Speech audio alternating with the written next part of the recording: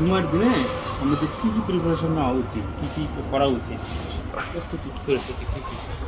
হাদিস অনুযায়ী যেটা জানি,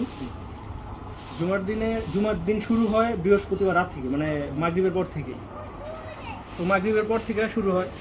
জুমার দিনের ফার্স্ট কাজটা হইলো ফজরের নামাজ জামাতে পড়া। ফার্স্ট কাজ ফজরের নামাজ জামাতে পড়া, এবং ওই যে সূরা কাহাফ সেটার পুরোটা না পড়লেও প্রথম অংশ 10 আয়াত, শেষের অংশের 10 আয়াত পড়া। তাহলে শেষ জামানার দাজ্জালি যে ফিতনা আছে, দাজ্জালি ফিতনা থেকে বাঁচার জন্য আল্লাহ রাস্তা খুলে দেয়।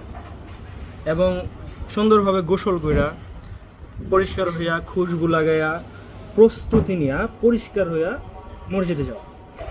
দেন কি হইব, আমরা যখন কোনো বড় পার্সনের সাথে দেখা করতে যাই, মিটিং করতে যাই, তখন আমাদের প্রস্তুতি কেমন থাকে? আর জুমার দিন স্পেশালভাবে আমরা আল্লাহর সাথে দেখা করতে যাই, আল্লাহর সাথে দিতে যাই স্পেশাল।